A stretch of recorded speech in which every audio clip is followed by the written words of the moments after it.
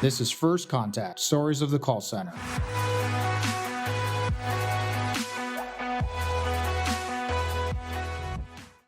Yeah, so I mean, when we look at the contact center space, right, and obviously when we run into sales opportunities, lead generation, we talk about marketing generated leads and just lists that people dial on, right? The end result for them usually is one category is you're calling people that are expecting to hear from you, right? Or at least that's the idea, right? That they've had interest in your contact. Now, when and how you contact, that's a different question, and how often. And on the other end of it is people that you want to go after that don't necessarily need to talk to you because they've expressed interest, but they actually may have a need because of things like you mentioned. Their mortgage may be coming up and they're going to have to shop somewhere. They're going to have to look for something. Why not be you, so on and so forth. So there's those two categories. So let's overlay that with the contact center space.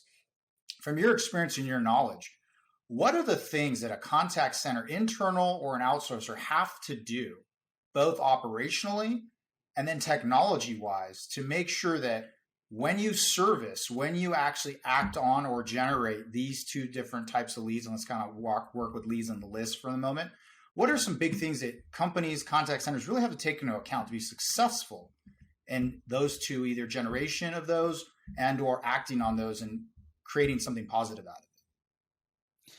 Yeah, I mean, when it comes to individuals that are raising their hand and filling out a form, whether it's your website or a third-party vendor, the number one, factor in success is obviously speed to contact. It's something that's obviously really, really important.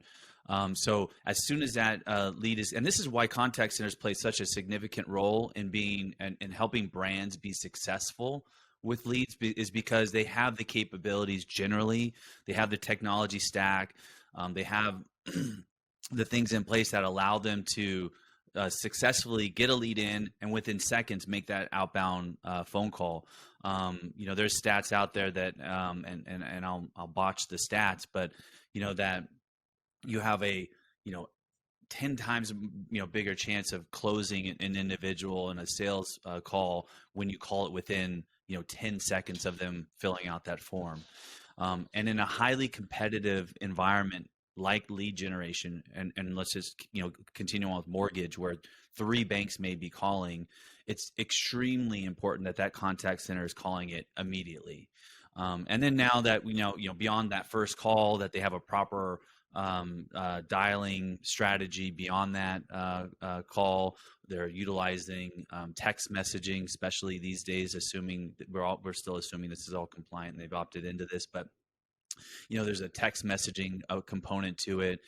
And then that the obviously the training side of the CSRs understand what they're talking about, right? So it's all sort of basic stuff that all the contact centers generally do. But I would say that where people fall short with being successful with calling on, especially inbound real-time inquiries from a website, is that speed to contact, making sure that they're really picking up that phone and calling it as soon as they receive that data list or that data lead.